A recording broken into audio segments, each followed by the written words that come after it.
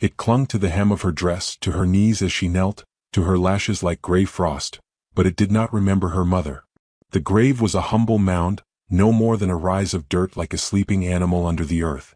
At its head, a rough wooden cross stood tilted slightly to the left, as if even death were weary in this land. Emmeline Carter pressed her palms together and leaned in so close, her cracked lips touched the wood. The wind had gone quiet that morning.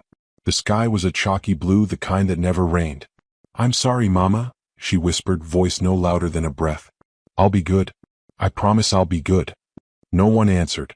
Her mother didn't stir beneath the dirt, didn't whisper back from some heaven beyond the prairie. And so Emmy stayed there, still and folded small, as if silence were the only prayer that counted out here. A hawk circled high overhead. Its shadow drifted across the dirt like a ghost that had forgotten who it belonged to. Emmeline didn't move. The world had already moved on.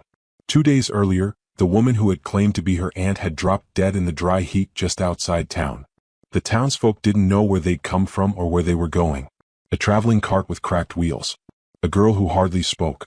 A woman who coughed up red and then fell sideways into the dirt like a tree no longer rooted. They buried her quick and cheap, no sermon, just shovel and sweat, and left the girl there like an extra stone on the road. Now Emmy hadn't eaten in 2 days. Her belly ached like something twisting slow inside her. She didn't cry anymore. That had dried up with her mother's last breath. Hoofbeats came soft from the south. Not hurried. Not curious. Just steady. Emmy lifted her head an inch, wiped her nose on the sleeve of her threadbare plaid dress, and looked up. A man on a black horse approached with the sun behind him, so at first he looked like a cutout in the sky. As he drew nearer, his face came into view, broad-jawed, unshaven, lined by sun and age. His vest flapped gently in the breeze, and his boots hung like anchors at either side of the horse's lean ribs. He didn't slow, but he looked. His eyes fell on her like a weight, quiet and without pity. He didn't blink long, didn't smile, didn't speak. Just took her in, the girl at the grave, the torn dress, the dirt-caked fingernails, the hands still pressed together in apology. And then he passed. The wind picked up after him, lifting a strand of Emmy's hair and tossing it across her face. She pushed it back and stared at the road. The man was already a shadow again. A moment later, even that disappeared behind the shimmer of heat. That evening, Hester Dobbins found her kneeling in the same place. The woman's stiff skirts rustled like dead leaves. "You can't sleep here, girl," she snapped, holding a lantern like a judge's gavel. "It ain't right." Emmy didn't answer. "Don't you play dumb with me. You'll draw coyotes or worse. The sheriff's boy said you haven't been to the orphan house yet. That's where they send little wanderers." Still nothing. "I said stand up, child." Emmy pressed her forehead against the wood of the cross and said, "This is where Mama is." That quiet voice stopped Hester for a moment. Just a moment. Then the old woman scoffed and walked off, muttering about bad seeds and children who didn't know their place. Later that night, when the stars hung sharp and thin overhead, Emmy curled beside the grave and wrapped her arms around her belly. The ground had cooled, but it still carried the warmth of day like bones cooling under skin. She rested her cheek on the dirt. She imagined her mother's arms beneath her. Imagined the words that would never be spoken again. "You're good, Emmy. You're my good girl." A rustling broke the silence. She sat up. There, just beyond the reach of starlight, stood the man on the black horse. He dismounted without a word, reached into his saddlebag and pulled out a thin gray blanket. He walked over, dropped it beside her, and turned to leave. "Wait," she rasped. He paused. Emmy stared at the blanket, then at him. Do you know where the sun goes at night?" The man studied her for a long moment. His voice, when it came, was deep and worn. "Same place you're gonna go if you don't eat." And then he mounted his horse and rode off into the dark. The next morning, Emmy stood in front of the general store, stomach hollow, watching through the window as townsfolk moved inside like ghosts. Laughter rang from somewhere and she flinched. A pair of boys pointed at her and snickered. Inside, a woman with a soft face stood behind the counter, Willa Thorne. Her eyes found Emmy's and something passed between them. A kind of hush. Without breaking gaze, Willa walked to the door and opened it. Emmy stepped back. The woman held out a small bundle, bread wrapped in linen. "Take it," Willa said gently. Emmy hesitated. "Eat slow." Emmy took it with both hands and nodded. Willa closed the door without another word. By midday, the sun hung overhead like a verdict. Emmy walked back to the grave, slower now. The blanket was still there. She spread it out neatly beside the cross, sat down, and chewed the last of the bread like a squirrel, small, fast bites. And then she sang. It was broken and low, a lullaby her mother had taught her before the coughing began. The song had no words. Just a hum. Just a memory. She sang until the sun slid west again. At dusk the man returned. She heard the hoofbeats first, and then the squeak of leather and creak of saddle. This time, he dismounted with a grunt and approached with something wrapped in oilcloth. He dropped it at her feet. Jerky. I got no room for you, he said, looking out at the horizon. Ain't got time for talk. And I sure ain't lookin' to raise anybody. Emmy looked up. You don't have to raise me. He turned. But I can work, she said. I know how to sweep and fold things and make broth if you have the bones for it. His gaze fell to her knees, scabbed and bleeding from the hard ground. What's your name? He asked. Emmeline. But Mama called me Emmy. Beckett Shaw, he replied. You ride. She shook her head. He sighed and turned toward the horse. Come on then. She blinked. Now. Before I change my mind. She gathered the blanket, the bundle, and one small stone from the grave mound. Then she stood, wobbling. Beckett mounted and held out a gloved hand. She stared at it like it was a magic rope thrown down from the sky. Then she took it. He pulled her up behind him without a word. As the horse moved forward, Emmy pressed her face into his back and breathed in the scent of leather and dust. They rode in silence across the wide plain, the prairie golden and long and aching.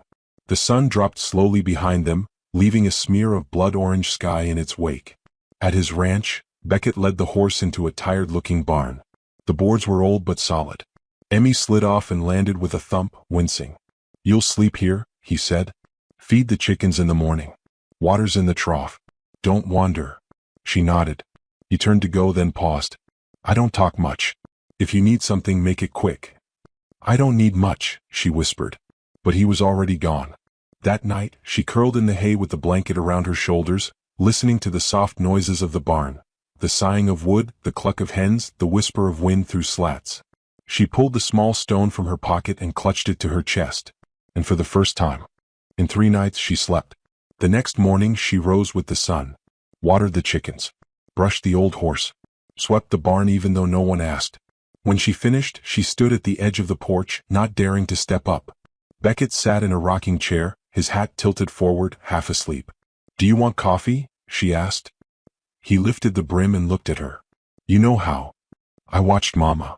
A long pause. Then make some. She did. It was weak but warm. They didn't speak again that day. But at sunset, she noticed the way he glanced at her plate to make sure she'd eaten. That night, she placed her small stone on the windowsill of the barn and whispered, I think I might be okay. But she wasn't. Not yet. Because the next afternoon, a letter arrived from the sheriff's office, and Beckett read it with a hard jaw and a tighter silence than usual. And though he said nothing, Emmy saw the way he looked at her from the porch, like a man standing on the edge of a cliff he thought he'd never return to. The wind picked up, the chickens clucked nervously, and Emmy stepped back from the house. She had heard men say that silence meant peace. But she was learning that sometimes, silence meant something else. A decision was being made. And it wasn't hers. Emmeline sat stiff on the back of Beckett's horse, arms wound around herself instead of him. Her small hands clutched the back of his vest, but barely. She was afraid to hold on too tight, afraid even to breathe against his shoulder. The prairie rolled past in silence, golden and wide as far as she could see. She didn't know if they were heading north or west, just that the grave was growing smaller behind them, and that everything ahead looked just as empty. When she shifted, the saddle groaned beneath them, leather worn and sun-cracked like a skin that had forgotten touch. Beckett didn't say a word the whole ride. His presence was solid, immovable. Emmy studied the back of his neck where the collar of his shirt had frayed. Dust gathered in the folds of his coat like a second layer of skin. When they arrived at the ranch, she wasn't sure they had. It didn't look like anything worth stopping for. Just a sagging barn, a squat house of faded clapboard, a windmill turning slow and tired beside a dry well. A single tree stood off to the side, split down the middle by lightning long ago. Its bare limbs reached toward the sky like fingers that never learned to let go. Beckett dismounted without a glance, and Emmy scrambled after, nearly stumbling as her legs caught the ground wrong. Chickens are yours now, he muttered, nodding toward a crooked coop. You feed 'em, they don't die. You don't feed 'em, I don't feed you. She nodded once. You sleep in the barn. There's straw and a pail. You need more, speak up. I don't repeat myself. He walked toward the house with slow, heavy steps and didn't turn around. Inside the barn, the smell hit her first: sweet hay, old manure, rust, and animal breath. The air was warmer than outside, and she stood still a long moment, listening to the world shift around her. She wasn't sure she'd ever slept inside something with walls that could breathe. A horse blinked at her from the far stall. She blinked back. She set her things down: her blanket, the tiny stone from the grave, and the last strip of jerky wrapped in oilcloth. She didn't touch the jerky. Not yet. She needed to make it last. With trembling hands, she spread her blanket over a corner of hay and sat down slowly. She didn't cry. That had become a private thing, something her body had learned to tuck away like hunger. Outside, the ranch creaked and moaned under the wind's gentle teeth. She heard the screen door slam once. Then silence. As if the man had vanished into the house and taken all noise with him. The next morning she rose before the rooster. Her legs ached, and her back had stiffened from sleeping on packed straw, but she moved anyway. She remembered her mother's words: "Don't wait for someone to tell you. Just see what needs doing." So she did. She found the water pump by the well and hauled 2 buckets, washing her hands and face in the first. The water was bitter cold and clear. She caught her reflection in it and barely recognized the girl staring back, sunburned, freckled, eyes ringed with dust. She splashed again and scrubbed her cheeks raw, as if she could erase the grief from her skin. Then she fed the chickens. They didn't like her at first. One pecked at her hand and she bit her lip to keep from crying out. But she stood her ground. By the time the sun had fully climbed above the hills, the hens were eating and she was sitting in the dirt beside them, counting their slow, soft clucks like lullabies. Beckett watched from the porch. Silent. She caught him watching once. He didn't flinch, didn't look away. Just sat in his rocker with one boot on the rail and his hat tilted back enough to see the way his mouth never quite closed all the way, like he'd been on the verge of saying something for years but never did. Later that day she swept the barn. No one asked her to. She just found an old broom with bristles like withered wheat and began clearing out the corners. The wind carried in red dust and memory, and by nightfall she had gathered a small pile of forgotten nails, chicken feathers, and a dried-up apple core. That evening Beckett appeared in the doorway.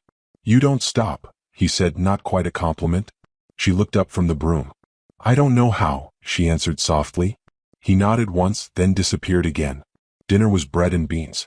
He left a bowl on the stoop without a word, then shut the door. Emmy sat on the porch and ate quietly, swinging her legs off the edge, watching the prairie sink into dusk. She thought of the grave again. Thought of how small her mother's hands had looked near the end. How her voice had gone thin and paper-cracked, still asking if Emmy had remembered to cover the stew.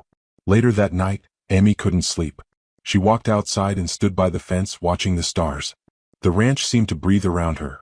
Oldwood sighing, the windmill turning slow, coyotes howling far off like lullabies gone wrong. And then she saw the tree again, the one by the house, split down the middle. Something had been buried beneath it. She could tell by the way the dirt had been turned once, long ago. A small rock sat beside it, smooth and pale like a marker. She walked to it and knelt. There were no words etched in the stone, but she knew. The wind picked up. "You buried them here," she said into the night. "Your family." Behind her, the house stayed dark. No answer. No steps on the porch. But the silence felt heavier now, like someone had heard.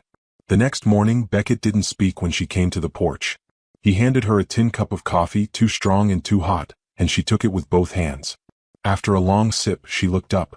"Thank you." He just nodded. Days passed like that. Quiet. Routine. Emmy began to hum again while she worked. Little tunes from her mother's lap, songs without names. She swept, fed the hens, even started scrubbing the porch with leftover soap bits she found in the barn. Beckett never stopped her. And some nights she noticed he left 2 bowls instead of one. One on the stoop and one inside the barn. He didn't talk much, but he didn't avoid her either. That was enough. One afternoon, while dusting the windowsill in the barn, Emmy found a single red marble tucked between 2 boards. She held it up to the light. It was smooth and perfect and out of place. She turned it over in her hand, wondering who had left it behind. That evening, as the sky burned orange, she placed the marble beside her stone on the windowsill and whispered, "I think this place forgot how to smile." Behind her, something creaked. She turned. Beckett stood there watching. "I ain't laughed in 5 years, he said, voice rough with disuse. She blinked. "Why?" He didn't answer right away. Then he walked to the porch railing, leaned on it, and said, "Because the last time I did, someone died." The words landed between them like a dropped bucket. She didn't ask who. You didn't need to say. Emmy stepped forward, hesitant, holding something in her hand. The marble. He looked at it, looked at her, and took it. He didn't say thank you. Just closed his hand around it and nodded once. The next morning, Emmy found the porch swept. And by the coop, a new bundle of feed, one with ribbon tied around it like a gift. She smiled. That night the wind shifted. It brought with it the scent of rain, though the sky stayed clear. Emmy dreamed of her mother's hands brushing back her hair and woke with her cheeks wet. She sat up and looked through the slats of the barn. The porch light was still on. And in the distance, beyond the ranch, she saw something moving, something too fast and sharp to be wind. A rider. Heading toward town. A cloud of dust trailing behind. She didn't know why it made her stomach twist. But it did. The sun hadn't yet burned off the morning chill when Emmy brushed dust from her skirt and turned toward the road. Beckett's hand landed on the porch rail behind her, calloused fingers tapping slow against the wood. You sure? He asked without looking up from his coffee. She nodded, even though her shoes had holes in the soles and her palms still remembered the blisters from sweeping the barn. I want to go, she said, softer than the wind. Just for service. He didn't argue. Didn't offer to come either. He simply jerked his chin toward the road, then tossed her a biscuit wrapped in cloth. It was still warm. She held it like a treasure. The walk to town was long but familiar now. Emmy counted fence posts, named patches of wild sage, and whispered thanks to the sky each time her feet didn't catch on a rock. Her dress flapped at her knees and dust coated her stockings, but her heart beat steady, hopeful in a quiet way. Maybe if she looked clean enough. Maybe if she sat still, listened close, and didn't speak too much, the townsfolk would stop seeing the grave girl and start seeing a child again. But kindness had long been buried here, deeper than any coffin. The church bells tolled as she stepped through the whitewashed doors. The room smelled of beeswax and wood smoke, with the windows cracked just enough to let in the breeze and the sound of horses shifting outside. She took a spot in the back row. Heads turned. Whispers flitted. Isn't that the girl from the Carter wagon? Thought she'd been carted off. She's living with Beckett Shaw, isn't she? Alone out there. She should be with kin. Or the poorhouse. The words fell like ashes onto her lap. Emmy folded her hands tighter and stared at the floor. Pastor Grubb climbed the pulpit, voice brittle and old as he spoke of humility and mercy, but Emmy felt neither. When the offering plate passed her row, she had nothing to give. Not even a button. She passed it along with trembling hands and eyes that never lifted from her shoes. After the benediction, the congregation poured out like river water. Emmy tried to slip through the cracks, but Hester Dobbins caught her by the sleeve. You ought not show up like this, girl, Hester sniffed. No one knows what you are. Your mama's sister was a wanderer. Her papers were never right. You could be anything. Emmy looked up, lips parting, but no words came. Hester leaned in. Mark me, if you're still on that man's ranch come harvest, someone's going to ask the sheriff why. Then she walked off, skirts rustling like judgment. Emmy stood in the yard as the last wagon rolled away. Only one person lingered, Willa Thorne, standing behind the general store's wide front window, her hands resting quietly on the counter, her eyes never once leaving Emmy's face. That afternoon back at the ranch she didn't speak. She swept the porch, fed the chickens, scrubbed her hands raw under the pump. Beckett said nothing either. But that night, Emmy didn't eat. He found the biscuit untouched. He didn't scold her. Just watched from the porch as she sat in the dirt behind the barn, knees pulled to her chest. The next morning a rider came. He was dressed in government brown, with slick hair and a paper envelope in his teeth. Emmy watched from behind the chicken coop as Beckett took the letter, read it slowly, then folded it with a sigh sharp enough to slice cedar. They found a cousin, he muttered later, tossing the letter onto the kitchen table. Somewhere in Calico Ridge. Says they're family. Says they want you. She said nothing. Just kept washing the dishes like they were someone else's hands doing the work. Judge says they're coming next week. She nodded. A single blink. But her throat burned. Did you hear what I said? Yes, sir. He waited. Waited for something, anger, tears, refusal. But she gave him none. That night she didn't sleep. Instead, she gathered her few things and packed them into the old sack she'd arrived with. The stone from the grave, the red marble, the ribbon from the chicken feed, and the piece of the coffee cloth Beckett had once handed her without looking. She folded everything carefully, reverently. Then she stood beside the barn window and whispered to the stars, I knew it wouldn't last. The following days passed like wind through grass, heard but not held.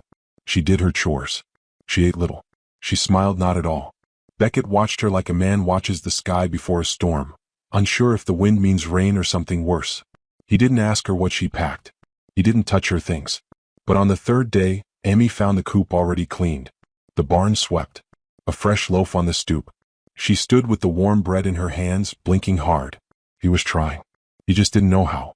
She sat on the porch beside the loaf and whispered, "Thank you." Not to him. Just to the night. On the fourth morning, she found the porch empty. Beckett was gone. The horse too. Panic rose in her like water in a well. Had he changed his mind? Had the cousin come early? She ran to the barn, heart pounding, and found nothing but silence. When she turned around, she saw it. The gate. It had always swung half open, always creaked in the wind. But now, it was nailed shut, cross-beamed, reinforced like a barricade. The sign once posted by the entrance, "And no trespassing," had been taken down. And in its place was a board painted by hand in clumsy but bold letters. "This place is spoken for." The brushstrokes were still wet. Behind her, the door creaked. She turned. Beckett stood in the doorway, sleeves rolled, hammer still in one hand. "I reckon you don't want to go," he said flatly. She stared. "Not if you've packed your whole life in a sack the size of a bread loaf." Her hands trembled at her sides. "But they're blood," she said. "They're family." He looked at her for a long, long time. "You think families who shares your name?" She didn't answer. "Families who stays," he said. "That's what I think." Then he turned back inside, boots scuffing the porch. Emmy didn't follow. Not yet. She walked to the gate, touched the nails. They were driven deep, strong, like they weren't meant to come out. That night, Emmy set the table for two. He didn't stop her. And after they ate in silence, she washed the dishes slow, careful, and placed the marble in the center of the table like a promise. The next morning, town came calling. Hester Dobbins, Pastor Grubb, two others Emmy didn't know. They rode up with stiff faces and Sunday clothes like armor. Beckett met them at the gate. "We came to discuss the girl," Hester said, voice clipped. The letter was clear. "The cousin is rightful guardian." "She ain't going," Beckett replied. "Don't be hasty. She's a child. She needs structure. A woman's hand. She's got a roof and she's fed. She needs the law." Pastor Grubb cleared his throat. "No one's questioning your intentions, Mr. Shaw. But if the law finds you've been harboring a child against a court order—" "I'm not harboring her," he said, voice rising just enough to crack the sky. "I'm choosing her." Emmy stood on the porch, hands clenched at her sides. "She's not yours," Hester hissed.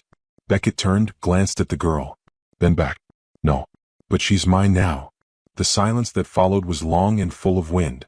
Finally, Hester muttered, "Then we'll see what the judge says," and wheeled her horse around. The others followed. Only Pastor Grubb lingered. He tipped his hat to Emmy, eyes kind but unsure. Then he rode off too. Beckett didn't move. Emmy stepped down the porch steps and stood beside him. "I don't want to go," she said. "I know. They'll come again. I know that too. What'll we do?" He looked out over the prairie, then at the tree split down the middle. "Same thing I did when she died," he said. "Stay put. And keep breathing." She nodded. They stood like that until the sun dropped low. Later, in the barn, she moved her things to the house. Quietly. One item at a time. The red marble. The gravestone. The sack. The ribbon. At the end, she placed them all on the small table by the fire. One by one. Like relics. When she looked up, Beckett was sitting in the rocker, watching. He didn't smile. But he didn't look away. And just before the flames burned out, she asked, "You think they'll take me?" His jaw tightened. "They'll try." And then, for the first time, she whispered the thing she'd buried even deeper than her mother. "I'm scared." His fingers tapped the armrest once. Then stilled. "So am I." The wind that morning smelled of mesquite and memory. Beckett stood beside the porch post, rolling a nail between his fingers, watching Emmy struggle to lift the saddle onto the old gelding's back. She grunted, determined, knees locked, arms too small for the task, but not for the will. "Stop," he said finally. She froze, panting. "I can do it. You can break your back trying, or you can learn right." He stepped down, took the saddle, and with one fluid motion lifted it into place. "Next time," he said, voice low, "tilt it from the side. Not over the spine." She nodded, cheeks pink from sun and pride. He handed her the blanket again. "Start with this. Always the blanket first." By noon, she rode 5 minutes without falling. 10 by dusk. Her laughter, rusty and soft, floated back to him once, and he heard it like something he'd forgotten how to carry. That night, she cleaned her scraped knees without complaint and lined her ribbon and marble along the windowsill as if they were soldiers watching for stars. He found her outside after supper, planting something at the base of the dead tree. "What is it?" he asked. "Wildflower," she said. "From behind the barn. Might not take. But maybe." He stared at the spot. "That ground's gone sour." She pressed the dirt down gently. "Still worth trying." She didn't say it aloud, but he heard it anyway, what she meant. "Like me." The next morning, he placed a mug of warm milk at her place before she came down from the loft. He didn't comment when she added sugar. She didn't thank him. It didn't matter. The gesture lived in the quiet. But quiet didn't hold long. A second letter came by courier. This time signed by a judge. The cousin from Calico Ridge had filed a formal request. They would arrive by the end of the week, with legal papers in hand. Beckett read the letter twice, then burned it in the stove. Emmy watched the flames curl around the paper, slow and sure. "They can still take me," she said. "Even if the letter's gone." He didn't argue. Instead, he picked up his hat and stood there, staring out the window as if trying to find words buried in the prairie. "They'll come with ink," he said finally. "I got iron." He left the meaning hanging, sharp and bitter. Later, she followed him into town. She rode her own horse now, bareback and uneven but with grit. The wind tugged at her braids and her jaw set like stone. At the general store, she waited outside while Beckett spoke to the clerk. Emmy could feel eyes on her through the window. Whispers that swirled like dust in a dry storm. Willa Thorne opened the door and stepped out. "Want to come in?" she asked gently. Emmy shook her head. "Folks don't matter much," Willa added, "once you stop needing them." Emmy glanced at the woman's empty hands. No ring, no child clinging to her skirts. She wondered if Willa had once planted things that didn't grow too. On the ride back, Beckett spoke without looking at her. "When my wife died, I didn't bury her in the churchyard. They said she was unclean. Too much blood. Too little faith." Emmy didn't speak, but her fingers tightened on the reins. "I buried her under the tree. It split not long after. I left it that way. Thought maybe God was just finishing what I started." She looked at the horizon. "Is that why you didn't plant nothing since?" He didn't answer. But she saw him watching the flowers she tried to plant. 2 days later, a wagon rolled in. The cousin was not what Emmy imagined. A man with slick hair and eyes like coin slits. His boots were polished. His mouth too wide. Beckett stood on the porch, arms crossed, shotgun leaning nearby. Emmy stood beside him. The man handed over papers with a grin. "She's blood. We're taking her home." Beckett didn't take the papers. "You said home. Where is that?" "Calico Ridge. My wife's got 2 girls. Emmy'll help out. Be fed. Schooled." Emmy stepped back. "She stays," Beckett said. The man smirked. "You gonna argue with Court Seal?" "I'll argue with anyone who tries to take what's mine." "You bought her?" "No." "Married her?" Beckett's voice turned to steel. "She's mine because I chose her." "That enough for you?" The cousin snorted. "You know, I thought you'd be the problem. But truth is," he turned to Emmy, "the girl looks like she don't even know where she belongs." Emmy lifted her chin. "I do." "Where then?" She looked up at Beckett. He didn't smile. He didn't look down at her. He just stood steady as the barn behind them. "Here," she whispered. The cousin spat. "Suit yourselves. I'll be back with the law." He climbed into the wagon and snapped the reins. The dust didn't settle until long after he was gone. Inside, Emmy set the table again. 2 plates. Forks even. She placed the marble between them like a keepsake. Beckett didn't sit. He walked to the window, eyes tracing the road, the field, the windmill. She stood behind him. Small. So. "I'm sorry," she whispered. "For what?" "I make things hard." His voice was almost a whisper. "You make things matter." She blinked up. "Even if I'm not yours?" He turned then. Kneeled. "You are," he said. The wind picked up. Outside, at the base of the tree, the wildflower had begun to bloom. But it wasn't alone. Beside it, green had begun to push through the dirt, tiny shoots rising from the cracked earth, reaching for the light. The rain came before dawn, soft, persistent, and without thunder, washing the dust from the porch boards and loosening the earth beneath the dead tree. Emmy sat at the windowsill, chin on her knees, watching the raindrops pool on the cracked panes. In the distance, the wildflower she'd planted bowed under the weight of water but did not break. Its petals, stubborn and soaked, trembled in the wind but stayed open. She pressed her forehead to the glass and whispered, "Please don't let him change his mind." The cousin was due back today. With papers. With law. With men who wore tin stars and didn't care about marbles or wildflowers or the quiet way a girl could rebuild a soul with nothing but chores and silence. Behind her, the house creaked with Beckett's footsteps. He'd been pacing for an hour, same 3 planks across the living room. He hadn't spoken since supper the night before. Hadn't touched his coffee that morning either. Emmy finally turned. Are you going to fight them? He stopped. Looked at her like a man staring into a mirror after years avoiding one. If I have to. You don't have to. You could let me go. His jaw tensed. You want to? She shook her head hard. But if it keeps you out of jail. I've already been locked up once, he muttered. For stealing a mare and trying to outrun grief. If they put me in again, at least this time it'd be for something that mattered. Emmy stood slowly and walked to him, bare feet soft against the floorboards. She reached for his sleeve, hesitated, then rested her hand on his forearm. I'll be brave if you will. He nodded once, then pulled her into a brief, awkward hug. She melted into it without asking for more. By noon the wagon came. Not 1 man this time, but 3. The cousin rode up front again, smug as a banker on payday. Behind him rode the sheriff and a young deputy with a fresh badge and eyes that refused to meet Beckett's. Emmy stood beside the tree, hair damp, dress clinging to her knees. She did not move as the men dismounted. The cousin stepped forward, waving a paper. Judge signed it. She's mine now. By law. Beckett stood on the porch, rifle resting against his leg. He hadn't raised it. Not yet. The sheriff raised his hand. Now Beckett, don't do nothing foolish. I'm not, Beckett said. She belongs here. That ain't what the paper says. She's not cattle. She's not a name in a ledger. She's a person. The cousin snorted. A person who's got no claim here. Emmy finally spoke. That's not true. The men turned. She stepped forward, chin high, hands shaking only a little. You think I'm nothing, but you don't know what I've done. I planted a flower in dead soil. I fed chickens. I learned to ride. I cleaned a house that hadn't been swept since grief settled in. I didn't cry when I had every reason to. And I didn't ask to be chosen, but I was. That should count for something. The sheriff shifted. The young deputy scratched the back of his neck. The cousin barked a laugh. That's real sweet, sugar. But law's the law. Emmy stepped closer. If you take me, I'll run. Every day. Every mile.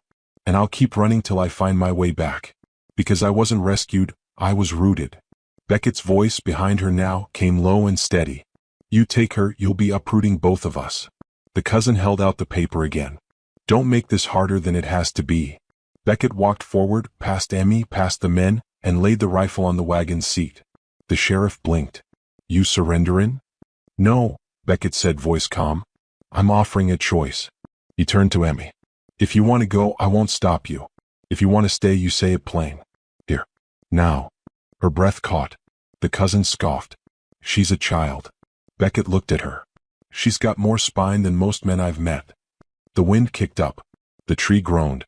I want to stay, Emmy said. The cousin grabbed her arm. That's not how this works. Beckett's hand clamped down on his wrist in an instant. No touching her, he growled. The sheriff stepped between them. Enough. The air held a sharp stillness. Rain began again, soft and slow. The deputy cleared his throat. Sheriff, I don't think this is right. The cousin sneered. You knew or just soft? The sheriff looked at Emmy, then at Beckett, then at the girl's hand still clutching his sleeve like a tether. He took the paper and tore it clean down the middle. The cousin's jaw dropped. You can't. Paper don't raise a child, the sheriff said. And I ain't sending a girl who don't want to go into a home that don't want to keep her. He mounted his horse. This stays between us. But if the judge asks, tell him the girl disappeared into the prairie. Same as her people did before her. The deputy smiled as he turned his horse. Godspeed, miss. The cousin stood alone as the wagon rolled away without him. Emmy watched him shrink into the mist until even his anger couldn't find her anymore. Later, when the rain stopped, she went to the tree and found the flower still standing, petals tipped with silver. A second bloom had opened beside it. Beckett joined her, hands in his pockets, eyes fixed on the fragile green. You think it'll last? He asked. She knelt beside the flower. Only if we take care of it. He crouched down, planting his palm in the dirt beside hers. We will. That night, she wrote her name on the back of a worn envelope and tucked it into the windowsill. Emmeline Shaw. She didn't show him. She didn't need to. And as the fire burned low, she rested her head on his arm and whispered, "Thank you." For the first time in years, Beckett smiled. Outside, the flowers swayed gently in the wind, roots holding fast. Just like her.